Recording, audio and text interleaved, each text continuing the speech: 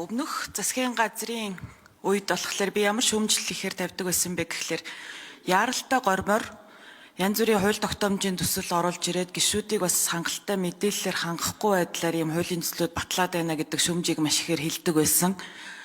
За шинэ засгийн газрын хувьд бол муу ялгаа байхгүй энэ арга барил руу шилжиж байгаад бол бас дурамжхан байна. Яагаад вэ гэхлээр бид нар энэ яаралтай гормоор бити оруулж ирээд байгаа чи гэдэг чинь нэг талаас гишүүд болохоор бас нэг мэдээлэлтэй танилцах хэрэгтэй, бэлтгэл хангах хэрэгтэй. За дээрэс нь олон нийт мэдээлэлтэй байх хэрэгтэй. Энд чинь нийтийн хилцүүлэг явж иж энэ хуулиуд чинь батлагдах хэрэгтэй. За тэгээд энэ орж ирж байгаа хууль ч гэсэндээ ерөнхийдөө бол ийм хууль бол шаардлагагүй асуудлаар бүхэлдээ хуулийн төсөл боловсруулад оруулаад ирж гин гэж харж байна. Яагаад вэ гэхээр ер нь өнгөрсөн хугацаанд бас ийм явдал газар авчижээ. Засгийн газар өөрөө хариуцлагаас зугтах гэдэг юм уу? Өөрсдийнхөө одоо засгийн газар гүйцэтгэх засаглалын одоо бүрэн эрхийн хүрээнд ийм нээлттэй боломжтой шийдвэр гаргаад явах боломжтой зүйлүүд дээр заавал улсын хурлаар хууль батлуулад дараа нь улсын хурлын батлсан хуулийн хүрээнд бид нар үйл ажиллагаа явуулсан штэ гэдэг одоо тэр гим зэмээ залруулах гэдэг юм уу нэг ийм сонин жишг тогтчихжээ. Тэгээд энэ стратегийн ач холбогдол бүхий бүтээгдэхүүний хангамж нийлүүлэлтгээл нэг сүртэй нэртэй тэгсэн ирнэ ерөнхийдөө бол ингээд нэг зөвхөн хідэн заалттай энэ шатхуун импортлогч хэдэн компаниуд Монгол банкнаас зээл олох гэдэг шиг байгаа. За тэгж тэгэнгүүтээ Монгол банкны төв банкны бүр хараа тус байдалтаас халдаад төв банкны хуулийн тодорхой заалтуудыг одоо хамаарахгүй энэ гэсэн тийм агуулгатай зүйл оруулж ирээд байгаа. Энэ гүйцэтгэх засаглал асуудал байвал түүгээрээ шийдээч. Гүйцэтгэх засаглалынхаа эрх мэдлийнхаа хүрээнд альва асуудалд хандаач гэж бас хэлмээр байна. Яагаад вэ гэхлээр дараа нь ахаал энэ их хурлаар хууль баталцдаг. Дараа нь одоо энэ нөгөө шатхууны савны хулгай гэж яригдах юм бол одоо хайшаа их хурл руу заах гэдэг юм уу? Энэ бол бас ингээл их тийм сонин эрх ашигын зөрчил үнэрцэн л хууль орж ирж байгаа. Тэр тусгай зөвшөөрөл эзэмшигч компаниуд чинь энэ 30 гаруй жил үйл ажиллагаа явуулахдаа тэр шатхууны савнуудаа барьждаггүй юм уу? Тэгээ нийт хэдэн төгрөгийн асуудал яригадаад байгаа юм бэ? Хичнээн төгрөгийн зээл олох гээд байгаа гэдэгтэр яг тодорхой мөнгөн дүнгийн хариулт авъя. За тэгээд дээрэс нь ер нь бид нар ийм асуудал тийм урт хугацааны байдлаар огт хандахгүй байна. Дандаа нэг ийм тулгсан, дандаа нэг ийм асуудалт ийм гал унтраах байдлаар хандсан байдлаар хандж байна.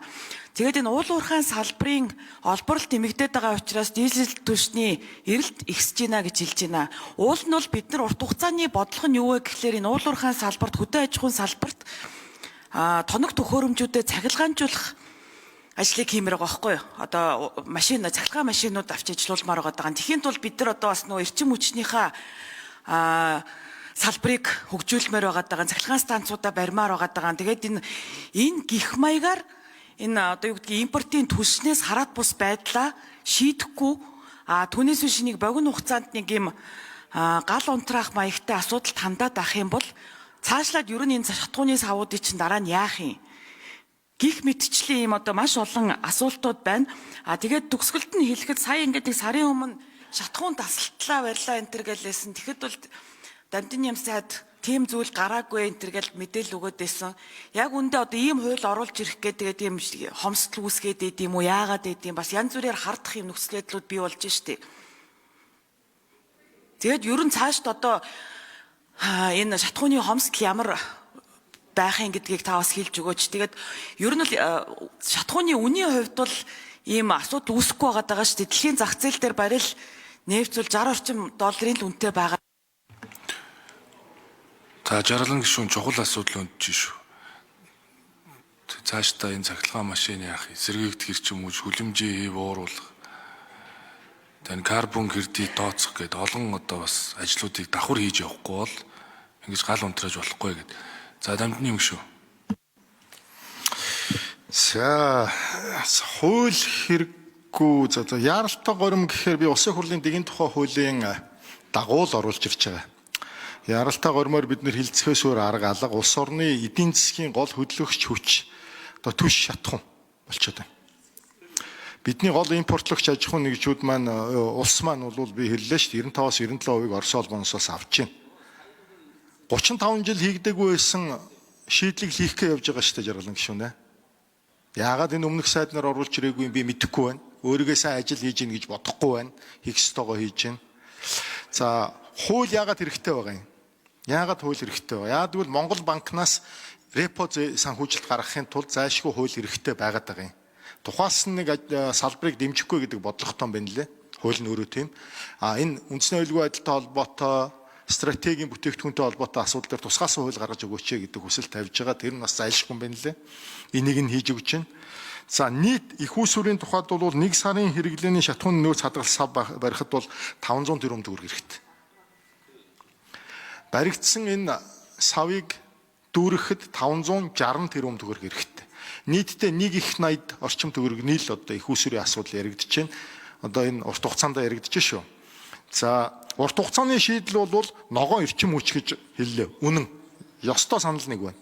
Аж үйлдвэр эрс соёлын яамнаас санал гаргаад одоо манай их хурлын дарга эдийн засаг хөгжлийн сайд байхад хамтраад ажлын хэсэг гаргаад улс орны хэмжээнд тархмал их усүрийн төсөл хэрэгжүүлэхээр ярилцаад судалгааны ажилдаа орцсон явж байна. Мөн одоо удахгүй бас уулуурхаан төслүүдийн техник эдийн засгийн үндэслэлүүд дээр ногоон эрчим хүчээр ажилдаг байх шалгуурыг тавья гэсэн төлөвлөгөөтэй байна. Мөн аж үйлдвэр эрс соёлын яамнаас энэ цахилгаан машинуудыг дэмжих бүх төрлийн татвараас чөлөөлөх тогтоолын төслийг бэлдээд сангийн яамд өргүүлсэн байж байгаа. Хариугаа хүлээгээ байж байна. Засгийн газрын хуралдаанаар оруулж шийднэ. Шатхуунтай холбоотой асуудал дээр бол сая А92 автобензин дээр нэлээд одоо улс төрчсөн асуудал явчлаа. Өдрийн манай хэрэглээ бол улсын хэмжээнд 2000 байсан. Одоо бид нэр 4000-аар хийгээд өөрөлдөл хүчин чадлаа 2 дахин нэмээд байхад арай гэж тогтворчж байна. Энэ нь өөрөө яг тийм манай шатхуун чи өөрөө ингээд аргацааж явсаар гад нэг банк шиг болцсон юм бэл. Хүмүүс очиод очирчхоор бүгдээрээ дагаад очирлцдаг. Тэгэл ерөөсөө дуусчих үдэ гэсэн юм айцтай ийм л нөхцөл байдалд хүрчээд байгаа гол шалтгаан бол савгүй. Дээрээс нь их хэмжээр захиалдаггүй. Ийм л одоо нөхцөл байдал түргээ айцсан юм байна. Одоо шийдэцгээ хийдүүлээ өөр арга алга. Урт хугацааны шийдэл хийчих гээл оролдоод байна.